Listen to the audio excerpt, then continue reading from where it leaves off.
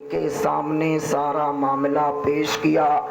امام حسین اپنے چند ساتھیوں کے ساتھ ولید ابن عقبہ کے پاس آئے۔ ساتھیوں سے آپ نے فرمایا کہ تم لوگ دروازے کے باہر کھڑے رہو، میں اندر جاتا ہوں، اگر آواز تم لوگ اونچی سننا تو اندر آ جانا۔ ولید ابن عقبہ نے سارا معاملہ بیان کیا، کہا یزید کا خط آیا ہے کہ آپ اسے امیر المومنین تسلیم کر لیں۔ اتنا سننا تھا، ہاشمی خون جوش میں آ گیا اور آپ نے فرمایا مجھ جیسا شخص چھپ کر کے کسی کی بیعت نہیں کر سکتا ہے۔ یہ کہہ کر کے آپ چلنے لگے۔ وہیں بغل میں مروان ابن حکم بھی موجود تھا۔ مروان ابن حکم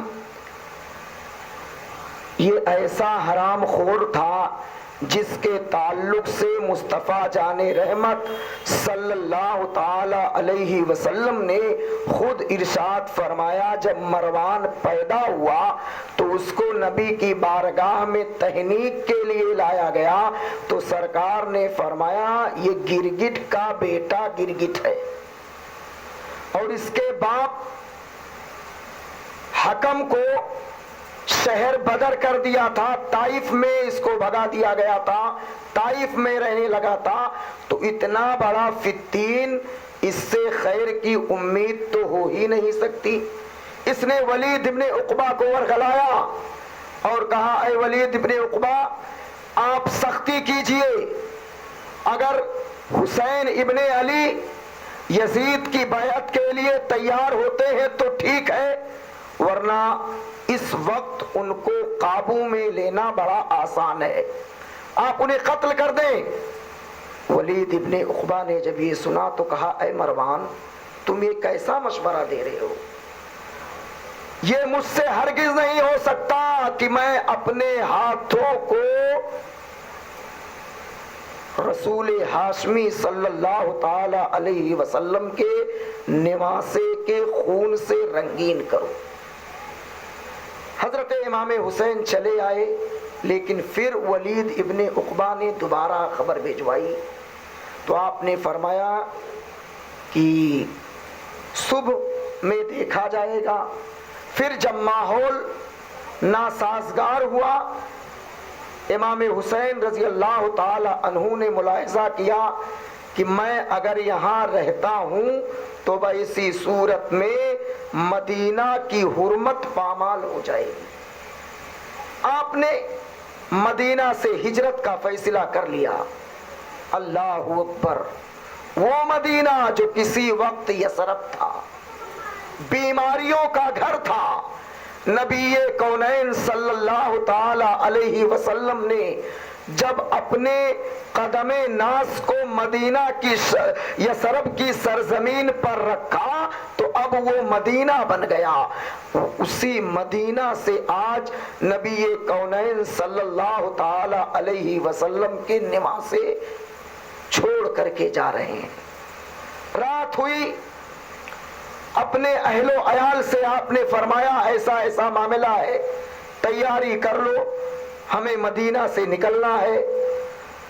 سارے لوگ تیاری میں لگ گئے۔ امام عالی مقام رضی اللہ تعالی عنہ جنت البقیع شریف میں پہنچے، اپنی والدہ محترمہ طیبہ طاہرہ عابدہ زاہدہ خاتون جنت کی مزار پر پہنچے اور لپٹ کر رونے لگے۔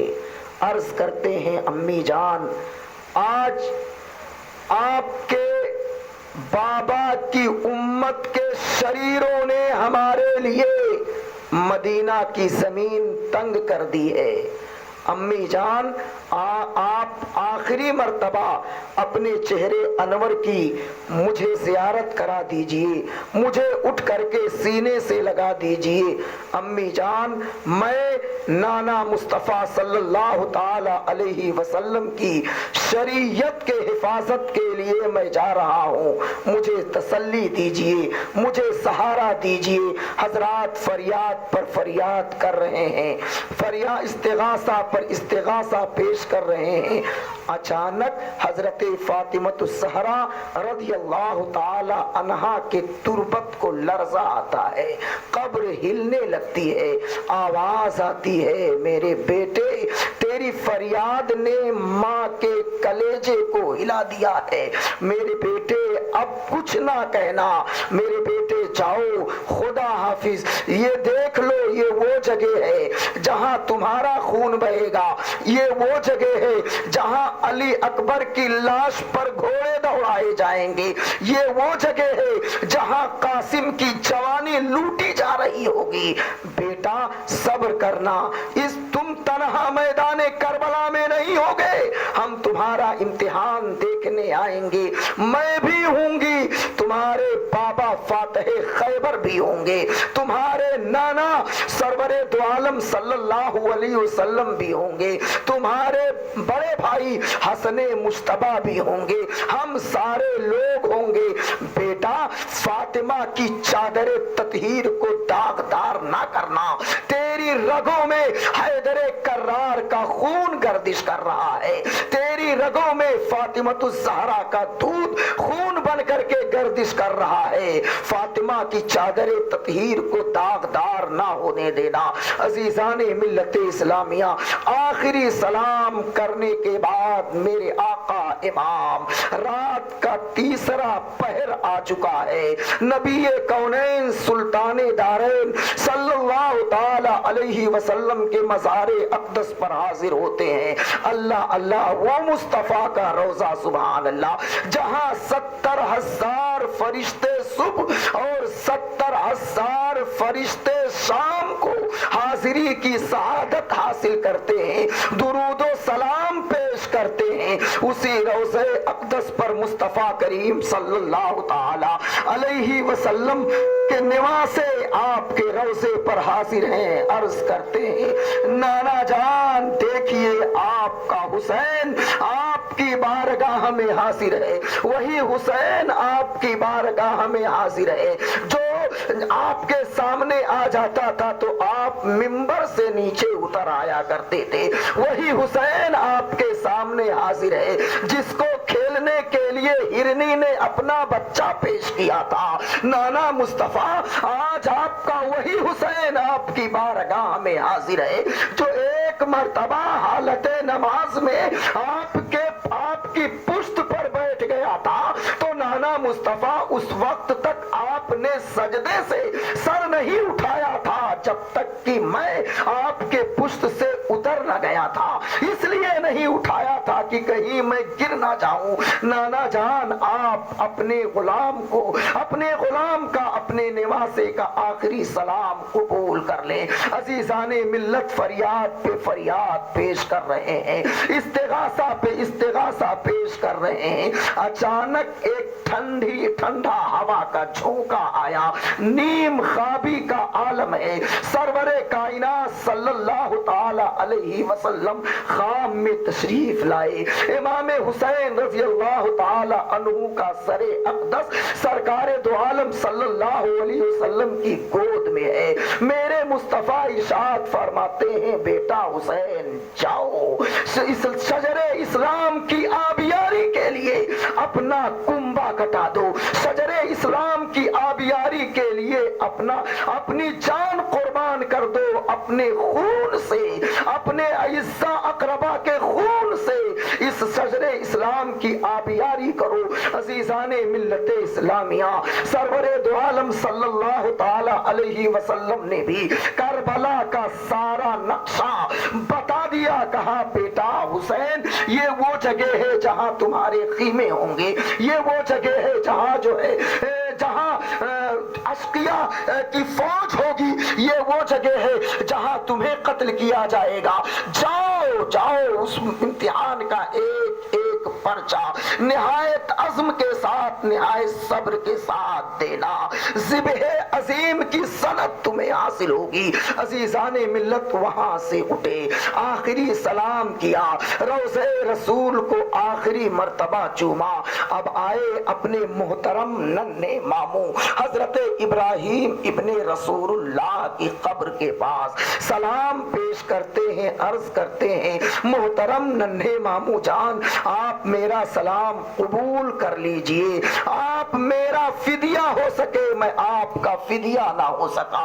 عزیزان ملت پھر حضرت امام عالی مقام رضی اللہ تعالی عنہ گھر واپس آتے ہیں، لوگوں کو تیاری کا حکم دیتے ہیں، لوگ تیار ہو رہے ہیں، یہیں سے میرے امام کا امتحان شروع ہو جاتا ہے۔ سارے لوگ تیاری میں مصروف ہیں، لیکن انہی میں ایک 8 یا 10 سال کی بچی جسے حضرت سیدہ فاطمہ صغرا کہا جاتا ہے، وہ بخار سے تڑپ رہی تھی، شدت کا بخار تھا، وہ بستر پر پڑی ٹکٹکی باندھ کر لوگوں کو دیکھ رہی تھی، کبھی اپنے بھیا علی اکبر کی طرف دیکھ رہی ہیں، کبھی اپنی پھوپھو زینب کی طرف دیکھ رہی ہیں، کبھی اپنی والدہ شہر بانو کی طرف دیکھ رہی ہیں، کبھی اپنے چھوٹے بھائی علی اصغر کی طرف دیکھ رہی ہیں۔ عزیزان ملت پھوپھی زینب قریب گئی، جب ان سے رہا نہ گیا قریب گئی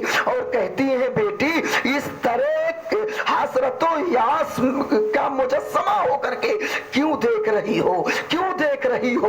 حضرت صغرا عرض کرتی ہے پھوپھی جان ایسا لگتا ہے کہ آپ لوگ کہیں جا رہے ہیں، وہ دیکھیے اماں جان بھی برقع پہن نہیں ہے، علی اصغر کا جھولا بھی شہر میں منگوا لیا گیا ہے، بھیا علی اکبر بھی تیاری میں مصروف ہے، کیا معاملہ ہے؟ آپ ہمیں تنہا یہاں چھوڑ کر کے جائیں گے؟ عزیزان ملت اس طرح درد بھری آواز میں سیدہ صغرا نے فریاد کی کہ سب کے کلیجے دہل گئے، سب کی آنکھوں سے آنسو جاری ہو گئے۔ یہ کہہ کر کے حضرت سیدہ صغرا کو غش آ جاتا ہے، بے ہوش ہو جاتی ہیں۔ نبی محتشم صلی اللہ تعالی علیہ وسلم کے نواسے حضرت سیدنا حسین ابن علی قریب آئے، بیٹی کی پیشانی پر اپنا ہاتھ رکھا تو پیشانی جل رہا تھا، بخار کی تمازت تھی، شدت کا بخار تھا،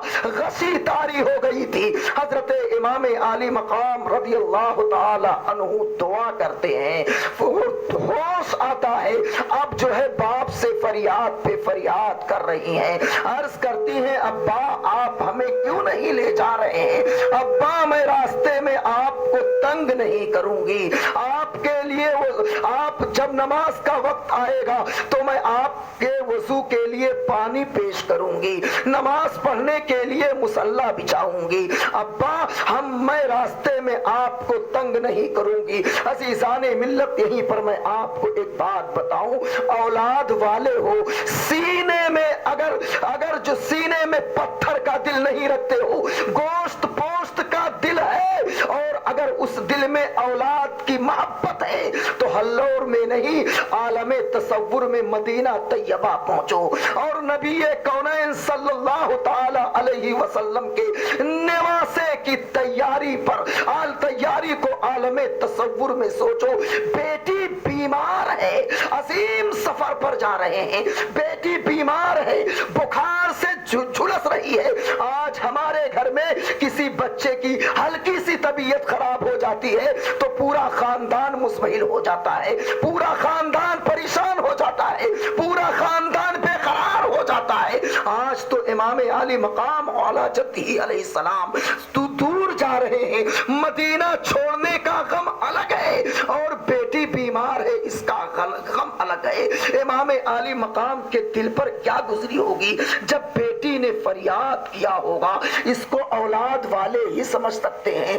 عزیزان ملت امام عالی مقام رضی اللہ تعالی عنہ ارشاد فرماتے ہیں میری بیٹی تم بیمار ہو، کمزور ہو گئی ہو، سفر کی صعوبتیں تم برداشت نہیں کر پاؤ گی، تم ٹھیک ہو جاؤ گی تو میں وعدہ کرتا ہوں تمہارے بھائی علی اکبر کو بھیج دوں گا، وہ تمہیں لینے کے لیے آئے گا۔ عزیزان ملت، اب ادھر سے نا امید ہو گئی حضرت سیدہ صغریٰ، کہتی ہیں ابا میں کمزور نہیں ہوں، میں کمزور نہیں ہوں، یہ دیکھیے بخار کی تماست بھی ختم ہو گئی، میں چلنے پھرنے کے قابل ہو گئی ہوں۔ یہ کہہ کر کے اپنے جسم کی پوری طاقت و توانائی اکٹھا کرتی ہے، بستر سے اٹھتی ہے، ابھی پہلا قدم بڑھایا تھا سیدہ صغریٰ نے کہ غش کھا کر کے گر جاتی ہے، بے ہوشی طاری ہو جاتی ہے، میرے امام کی آنکھوں سے آنسو جاری ہو جاتے ہیں،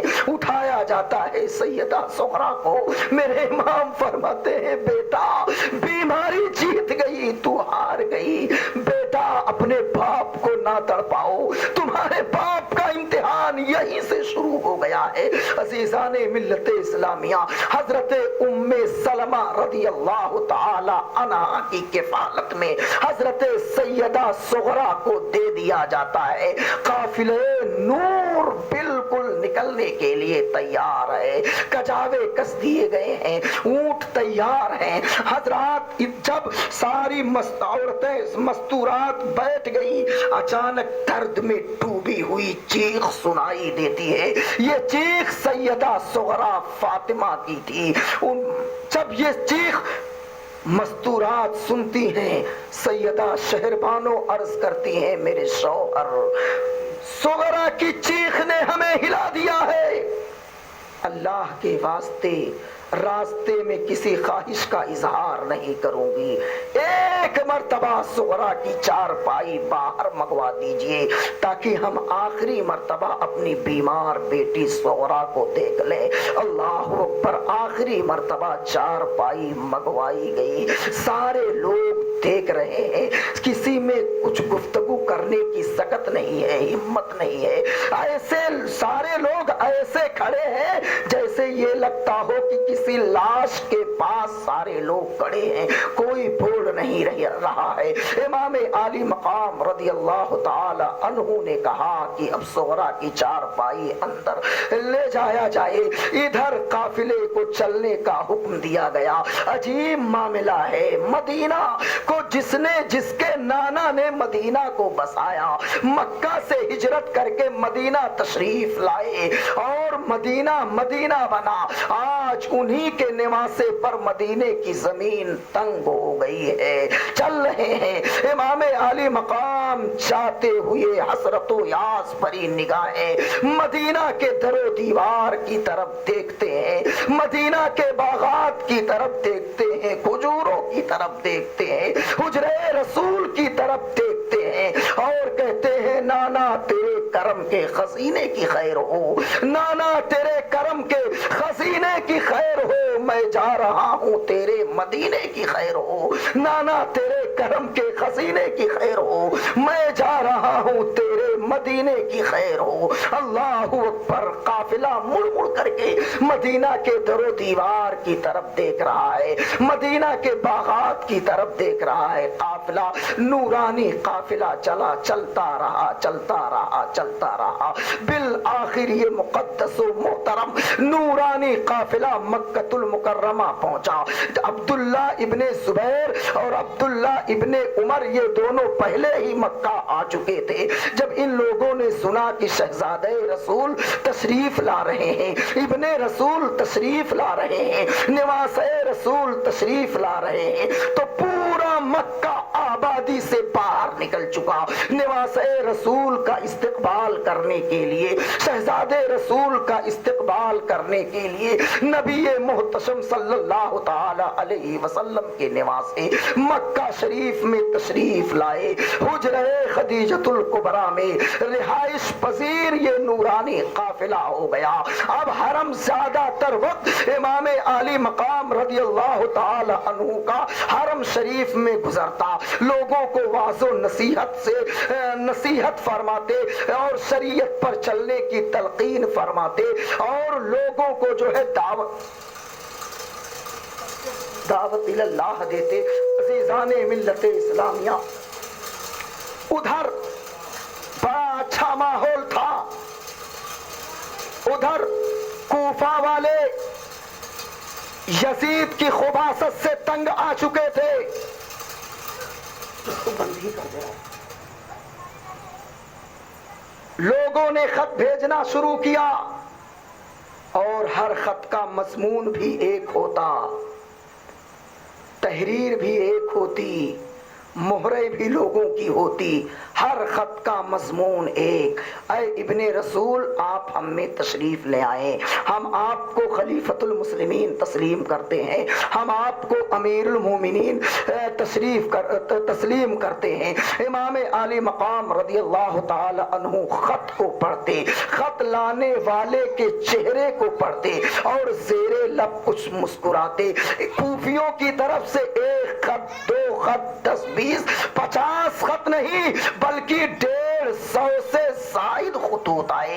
امام عالی مقام رضی اللہ تعالی عنہ نے کچھ سوچ کر کے یہ فیصلہ فرمایا، ٹھیک ہے میں کوفہ آؤں گا، لیکن اس سے پہلے میں اپنے چچا زاد بھائی مسلم ابن عقیل کو اپنا نائب بنا کر کے کوفہ بھیجوں گا، وہ وہاں کے حالات سے مجھے آگاہی کریں گے، تب اگر حالات سازگار رہے تو میں آؤں گا۔ عزیزان ملت، امام عالی مقام رضی اللہ تعالی عنہ نے مسلم بن عقیل کو بھیجنے کا وعدہ فرما لیا۔ اب مسلم ابن عقیل کو بلاتے ہیں، بلانے کے بعد ساری رودات بتاتے ہیں۔ حضرت مسلم ابن عقیل عرض کرتے ہیں، اے ابن رسول، صحیح ہے مکہ کی بے وفائی مشہور ہے، مکہ کی غداری مشہور ہے، کوفہ کی غداری مشہور ہے، کوفہ والوں کی ناک موم کی طرح ہے، جس طرف چاہو اس طرف ان کی ناک گھما دو۔ ایسا ہے کہ آپ مجھے اجازت دیجئے میں کوفہ جاؤں، جب حالات وہاں کے سازگار رہیں گے میں خبر دوں گا، خط بھجواؤں گا تو آپ تشریف لے آئیے گا۔ امام عالی مقام رضی اللہ تعالی عنہ فرماتے ہیں ٹھیک ہے۔ حضرات صبح کی نماز حضرت مسلم ابن عقیل نے پڑھی، مختصر سا سادے راہ لیا اور تیار ہو گئے۔ امام عالی مقام سے آپ نے سلام کیا، گھوڑے کو ایڑ ہی لگانے والے تھے کہ اتنے میں حضرت مسلم ابن عقیل کے دونوں شہزادے محمد اور ابراہیم سامنے آ گئے۔ دونوں ایک دوسرے کا ہاتھ پکڑ کر کے سامنے کھڑے ہیں اور دونوں شہزادے بیک زبان ہو کر کے عرض کرتے ہیں، ابا آپ کہاں جا رہے ہیں؟ ہم آپ کے بنا یہاں نہیں رہ سکتے، آپ ہمیں اپنے ساتھ لے جائیے۔ حضرت مسلم ابن عقیل گھوڑے سے نیچے اترے، بچوں کی پیشانی چومی، پیار کیا اور ارشاد فرماتے ہیں، بیٹا سفر پر جا رہا ہوں، سفر پر جا رہا ہوں، تم پریشان ہو جاؤ گے، سفر کی صعوبتیں، کٹھنائیاں تم برداشت نہیں کر سکتے ہو۔ ادھر مسلم ابن عقیل اپنے بچوں کو سمجھا رہے ہیں، ادھر دور امام عالی مقام رضی اللہ تعالی عنہ دیکھ رہے ہیں، نگاہوں میں تصور میں حضرت سیدہ صغرا آ گئیں، آنکھوں سے آنسو جاری ہو گئے۔ امام عالی مقام رضی اللہ تعالی عنہ حضرت مسلم ابن عقیل سے ارشاد فرماتے ہیں، بچوں کا کہاں مان لیجئے، بچوں کو ساتھ لے جائیں، دیکھیے نا میری حالت، میں نے جو ہے سیدہ صغرا کو مدینے میں نے چھوڑا ہے، آج تک طبیعت نہیں لگتی ہے، ہمیشہ اس کی یاد مجھے آتی ہے۔ کس کا حکم تھا؟ نواز رسول کا حکم تھا، جنت کے نوجوانوں کے سردار کا حکم تھا۔ حضرت مسلم ابن عقیل نے اپنے دونوں بچوں کو لیا اور کوفہ کی طرف روانہ ہو گئے۔ عزیزان ملت، جب حضرت مسلم ابن عقیل کوفہ پہنچے تو کوفہ والوں نے آپ کا شاندار استقبال کیا۔ 12,000 یا 40,000 کوفیوں نے حضرت مسلم ابن عقیل کے ہاتھ پر امام حسین کے نام کی بیعت کی۔ کوفہ کی مسجد میں جب حضرت مسلم ابن عقیل جب بیٹھتے تو لوگ جو ہے پروانوں کی طرح آپ کو گھیرے رہتے۔ ادھر جو ہے جو بنو امیہ امیہ کے جو طرفدار تھے وہ جو ہے ان کے سینے پر سانپ لوٹنے لگا، وہ اندر ہی اندر جلنے لگے کہ یہ تو یزید کے خلاف لوگ کر رہے ہیں، یزید کے خلاف لوگ باتیں کر رہے ہیں، مسلم ابن عقیل کے طرفدار لوگ ہو گئے ہیں۔ بالآخر یزید تک خبر پہنچائی گئی۔ اس وقت کوفہ کے گورنر نعمان ابن بشیر تھے جو سچے محب اہل بیت تھے۔ یزید نے جب یہ سنا تو فوراً ابن زیاد کو خبر دی اور کہا ایسا ہے کہ تم جو ہے وہاں کوفہ چلے جاؤ اور نعمان ابن بشیر کو معزول کر دینا اور تم اس کی جگہ پر گورنر بن جانا، اور جتنی جلدی ہو سکے جس طرح ہو سکے حالات کو قابو میں رکھنا، حالات کو کنٹرول میں کرنا۔ عزیزان ملت اسلامیہ، ابن زیاد بڑا مکار عیار تھا، مصر کا والی پہلے ہی تھا، وہ اپنے بھائی کو اپنا نائب بنایا اور کوفہ کی طرف حجازی لباس پہن کر کے حجازی راستے سے داخل ہوا۔ ادھر لوگوں میں پہلے سے شہرا ہو چکا تھا۔ مسلم ابن عقیل نے جب ماحول کو سازگار دیکھا تو خط بھیج دیا کہ اے ابن رسول آپ تشریف لے آئیں، یہاں کے حالات ٹھیک ہیں۔ اب لوگ انتظار کر رہے تھے ابن رسول کا، لوگ انتظار کر رہے تھے نواس رسول کا۔ حجازی لباس میں حجازی راستے سے مغرب اور عشاء کے درمیان وہ داخل ہوا، بڑا مکار تھا، چہرے پر نقاب ڈالے ہوئے تھا۔ اب کوفہ کے لوگ آبادی سے باہر آ گئے، سارے لوگوں نے استقبال کیا، مرحبا یا ابن رسول اللہ، قدمتا قدوما خیر مقدم۔ وہ سب سنتا رہا، خاموشی سے چلتا رہا۔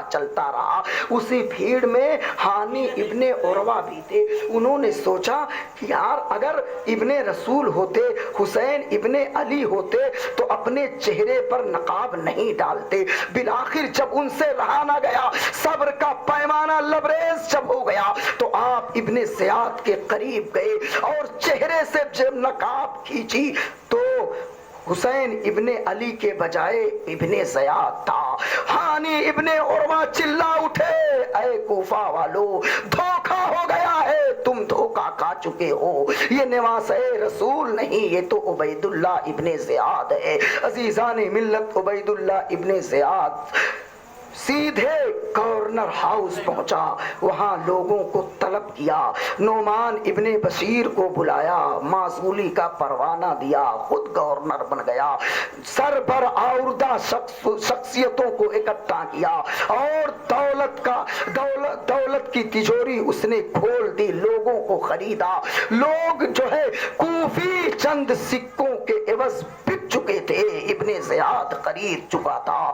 اب صبح ہوئی، ابن زیاد نے تقریر کی کہ اے لوگوں سن لو، میں نے یہ سنا ہے کہ حسین ابن علی کا نائب بن کر کے مسلم ابن عقیل کوفہ میں آ چکے ہیں، 40,000 لوگ ان کی بیعت بھی کر چکے ہیں۔ سنو، جس نے بھی مسلم ابن عقیل کو پناہ دی اس کے گھر کو مسمار کر دیا جائے گا، اس کی اولاد کو اس کے سامنے قتل کر دیا جائے گا۔ عزیزان ملت، اس وقت حضرت مسلم ابن عقیل جناب ہانی ابن عروہ کے گھر تھے، ہانی ابن عروہ بھی اس مجلس میں تھے۔ جب مجلس برخاست ہوئی، ہانی ابن عروہ سوچنے لگے کہ کیا کروں اگر نواس رسول، اگر جو ہے مسلم ابن عقیل کو ابن زیاد کے حوالے کرتا ہوں تو ایمان جاتا ہے، اور اگر حوالے نہ کرتا ہوں تو جان جاتی ہے۔ بالآخر عشق غالب آ گیا، ہانی ابن عروہ نے یہ فیصلہ کر لیا کہ جان جائے تو جائے، لیکن مسلم ابن عقیل کو کسی بھی حالت میں ابن زیاد کے حوالے میں نہیں کر سکتا۔ عزیزان ملت، ادھر کسی خبر کے ذریعے ابن زیاد کو معلوم ہو گیا تھا کہ ہانی ابن عروہ کے گھر مسلم ابن عقیل ٹھہرے ہوئے ہیں۔ حضرات، ابن زیاد کا جاسوس معقل، اس نے اپنے جاسوس کو بلایا اور بلانے کے بعد کہا کہ مسلم ابن عقیل کا پتہ لگاؤ۔ معقل کو پیسے بھی دیے گئے، وہ آیا مسجد میں، جب نماز ختم ہو گئی تو دیکھا کہ ایک بزرگ بیٹھے ہوئے ہیں، تسبیح و تحلیل کر رہے ہیں۔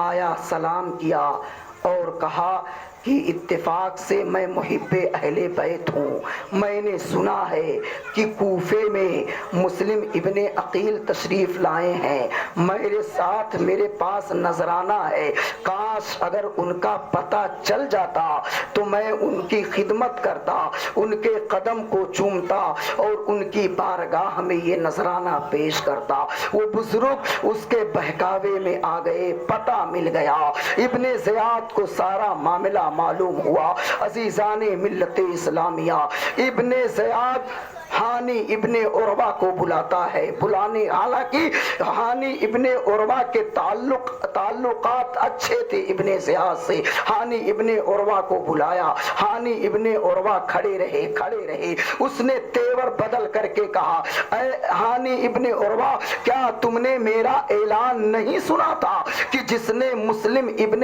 عقیل کو پناہ دی اس کے گھر کو مسمار کر دیا جائے گا، اس کی اولاد کو اس کے سامنے ذبح کر دیا جائے گا، قتل کر دیا جائے گا؟ ہانی ابن عروہ نے کہا، ہاں میں نے ضرور سنا تھا۔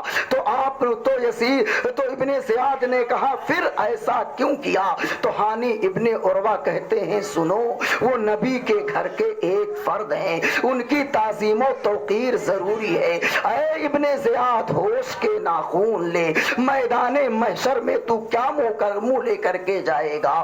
صاف محشر کے سامنے تو جائے گا تو کیا منہ لے کر کے جائے گا؟ عزیزان ملت، یہ جب سنا تو ابن زیاد آگ بگولا ہو گیا، مارا گیا ہانی ابن عروہ کو۔ ہانی ابن عروہ زخمی ہو گئے اور انہیں گرفتار کر لیا گیا۔ جب حضرت مسلم ابن عقیل کو یہ پتا چلا کہ میری وجہ سے ہانی ابن عروہ کو گرفتار کر لیا گیا تو حضرت مسلم بن عقیل نے تلوار کو میان سے نکال کر کے آپ کے ساتھ لوگ بھی ہو گئے اور قریب